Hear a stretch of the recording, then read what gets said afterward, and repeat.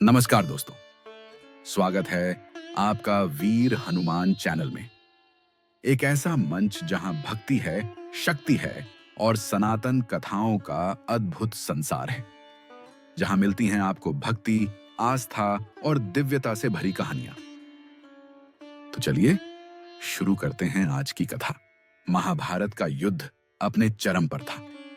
कुरुक्षेत्र की धरती पर सूर्य देवता की किरणें लालिमा लिए हुए थीं और समस्त सेनाएं युद्ध के अंतिम चरण में प्रवेश कर चुकी थीं। अर्जुन पांडवों की ओर से और कर्ण कौरवों की ओर से आमने सामने थे। लेकिन ये केवल दो योद्धाओं की भिड़ंत नहीं थी। ये दो विचारधाराओं, दो वचनबद्धताओं और दो धर्मों की टकराहट थी। कर्ण, जिसे लोग सूर्यपुत्र कहते थे, जन्म से ही एक अनूठा व्यक्तित्व था। वो न तो पूरी तरह कौरव था, न ही पांडव। उसकी मां कुंती ने उसे जन्म के बाद त्याग दिया था और उसका लालन पालन एक सारथी ने किया था।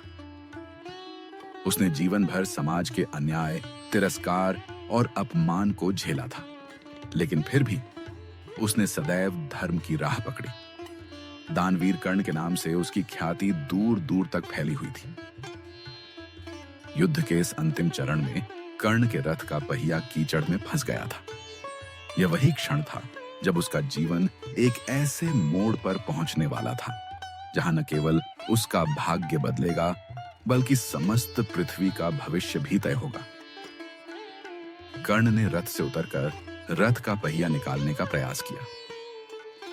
उसी समय अर्जुन ने उस पर वार करना चाहा। कर्ण ने उसे याद दिलाया, धर्म का पालन करो अर्जुन। जब योद्धा निहत्था हो तो उस पर आक्रमण करना अधर्म होता है। लेकिन कृष्ण ने अर्जुन को उस धर्म का एक दूसरा पक्ष दिखाया। कर्ण, जब अभिमन्यु निहत्था था तब कहां था तुम्हारा धर्म? जब द्रौपदी का चीरहरण हो रहा था तब क्यों नहीं बोले तुम? कोई यह युद्ध केवल शस्त्रों से नहीं, कर्मों से भी लड़ा जा रहा है। कर्ण के मुख पर कोई उत्तर नहीं था, परंतु उसकी आंखों में एक दर्द था जो कई जन्मों का था। परंतु इस क्षण भी जब मृत्यु सामने खड़ी थी, वह शांति से रथ के पहिए को निकालने का प्रयास करता रहा। अर्जुन ने धनुष चढ़ाया और एक तीव्र बाण छोड़ दिया। बाण सीधे जाकर कर्ण के गले में धंसा और क्षण भर में सूर्यपुत्र कर्ण भूमि पर गिर पड़ा। लेकिन कर्ण की मृत्यु के साथ ही जो रहस्य खुला, वह केवल कृष्ण और कुछ देवताओं को ही ज्ञात था। उस रात जब युद्ध थम चुका था, एक विचित्र घटना घटी। आकाश में अचानक गड़गड़ाहट होने लगी, बिजली कड़कने लगी और वातावरण में एक रहस्यमय ऊर्जा भर गई। युधिष्ठिर, अर्जुन और भीम अपने शिविर में चिंतित बैठे थे। तभी एक वृद्ध साधु वहां आए। उनके चेहरे पर तेज था और शरीर से दिव्यता झलक रही थी।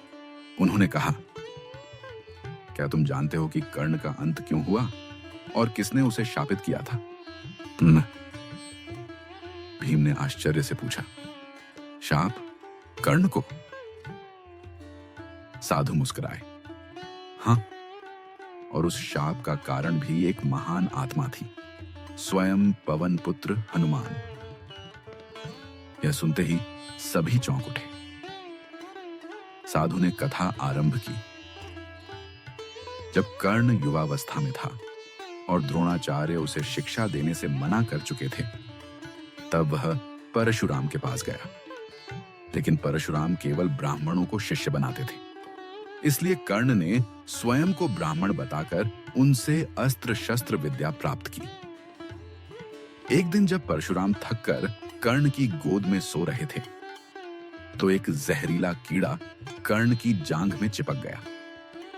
रक्त बहता रहा और कर्ण दर्द सहता रहा, परंतु उसने गुरु की नींद नहीं तोड़ी। जब परशुराम जागे तो देखा कि कर्ण की जांघ से खून बह रहा है। उन्होंने समझा कि केवल क्षत्रिय ही इतना दर्द सह सकता है। उन्हें ज्ञात हो गया कि कर्ण ने उनसे झूठ बोला है। क्रोधित होकर उन्होंने उसे शाप दे दिया। जब तुम्हें सबसे अधिक अपनी विद्या की आवश्यकता होगी, तभी तुम्हें उसका स्मरण नहीं होगा। ये वही क्षण था युद्ध के मैदान में, जब कर्ण ब्रह्मास्त्र चलाना चाहता था, परंतु उसे मंत्र ही याद नहीं आया। लेकिन परशुराम के उस शाप से पहले ही एक और चेतावनी कर्ण को दी गई थी, और वो किसी और ने नहीं बल्कि स्वयं हनुमान जी ने दी थी। एक दिन कर्ण अकेले तपस्या में लीन था। उसे लगता था कि उसे देवताओं की कृपा प्राप्त नहीं हो रही, क्योंकि वह दान देने वाला है, लेकिन जाति से सारथी पुत्र कहलाता है। वह बार बार सूर्य देव से प्रार्थना करता, हे पिताश्री, मुझे वह शक्ति दो जिससे मैं संसार के श्रेष्ठ योद्धा बन सकूं। उसी समय आकाश मार्ग से एक स्वर गूंजा, तुमसे मिलना उचित होगा पुत्र, लेकिन तुम्हारे मार्ग में अभी कई बाधाएं हैं। वह स्वर हनुमान जी का था, और कुछ क्षणों में ही एक वानर रूपी दिव्य पुरुष वहां प्रकट हुए। कर्ण ने आश्चर्य से पूछा, कृपया बताइए, आप कौन हैं? हनुमान जी ने मुस्कुराते हुए कहा, मैं पवन पुत्र हनुमान हूं। मैं तुम्हें एक चेतावनी देने आया हूं कर्ण। तुम्हारी शक्ति महान है, लेकिन तुम्हारा अभिमान तुम्हारे पतन का कारण बनेगा। कर्ण ने कहा, मैं तो केवल न्याय चाहता हूं। जो मेरे साथ हुआ वो अन्याय था। मुझे ब्राह्मण नहीं माना गया, क्षत्रिय नहीं स्वीकारा गया, और द्रोणाचार्य ने भी मुझे तिरस्कृत किया। क्या मेरी पीड़ा समझने वाला कोई नहीं?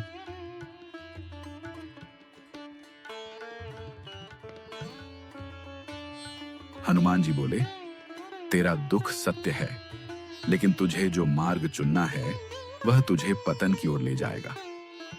तू धर्म की रक्षा की बजाय अधर्म का साथ देगा। तू एक ऐसे मित्र की रक्षा में अपना धर्म खो देगा जो पापी है, जो स्त्री का अपमान करता है, जो अहंकार में अंधा है। कर्ण की आंखों में नमी थी, लेकिन वह बोला, मैं दुर्योधन का ऋणी हूं। उसने मुझे सम्मान दिया जब पूरा संसार मुझे ठुकरा रहा था। सही। हनुमान जी ने उसे देखा और कहा, तू यदि सूर्यपुत्र है तो तुझ में प्रकाश होना चाहिए, न कि अंधकार के साथ खड़ा होना चाहिए। मैं तुझे चेतावनी देता हूं सूर्यपुत्र, जब युद्ध होगा तब तू अपने ही कर्मों के जाल में फंसेगा। एक दिन आएगा जब तू शस्त्र विहीन होगा, और उस क्षण तुझे अपने सारे निर्णयों का मूल्य चुकाना होगा। कर्ण ने मौन रहकर यह सब सुना। हनुमान अंतर्धान हो गए, परंतु कर्ण के भीतर कहीं वह चेतावनी रह गई। फिर समय बीतता गया। कर्ण ने वह मार्ग चुना जो धर्म और अधर्म के बीच कहीं उलझा हुआ था। वह अर्जुन से द्वेष रखता रहा, क्योंकि वह जानता था कि दोनों समान शक्तिशाली हैं। लेकिन वह एक बात नहीं जानता था कि अर्जुन के रथ के ध्वज पर हनुमान जी स्वयं विराजमान हैं। कुरुक्षेत्र के युद्ध में जब कर्ण ने पांडवों पर ब्रह्मास्त्र चलाना चाहा, तो मंत्र भूल गया। तब उसे याद आया हनुमान जी की चेतावनी, और उस क्षण जब रथ का पहिया कीचड़ में फंसा और वह अपनी अंतिम सांसें ले रहा था, तब उसे वह दिन याद आया जब हनुमान ने कहा था, तू अपने कर्मों के जाल में फंसेगा। कर्ण मृत्यु के अंतिम क्षणों में शांत था, क्योंकि उसे हनुमान की चेतावनी अब पूर्ण रूप से समझ आ गई थी। लेकिन फिर भी उसने जीवन भर जो किया, उसमें उसने सच्चे दिल से धर्म निभाने की कोशिश की थी। उसकी आत्मा जब देह से निकलकर ऊपर जा रही थी, तभी उसे एक दिव्य आकृति दिखाई दी। वो स्वयं हनुमान जी थे। उन्होंने कहा, अब तेरा कष्ट समाप्त हुआ सूर्यपुत्र। तू उस लोक में जा रहा है जहां केवल वे ही जाते हैं जिन्होंने अपना जीवन सच्चाई और त्याग में बिताया हो। तब कर्ण की आत्मा मुस्कुराई और वह दिव्य लोक में प्रवेश कर गया। शिविर में बैठे युधिष्ठिर और अन्य सभी भाई साधु की कथा सुनकर स्तब्ध थे। साधु अंतर्धान हो गए। परंतु उस दिन से अर्जुन को यह ज्ञात हो गया कि युद्ध में केवल शस्त्र नहीं, चेतावनियां और शाप भी काम करते हैं और हनुमान जी की उपस्थिति कभी व्यर्थ नहीं होती। अगर आपको यह कथा भावुक और प्रेरणादायक लगी हो तो वीर हनुमान चैनल को सब्सक्राइब जरूर करें। वीडियो को अपने मित्रों और परिवार के साथ शेयर करें और कमेंट में लिखना न भूलें। जय बजरंग बली। फिर मिलेंगे एक और भक्तिमय कथा के साथ। जय हनुमान, जय बजरंग बली।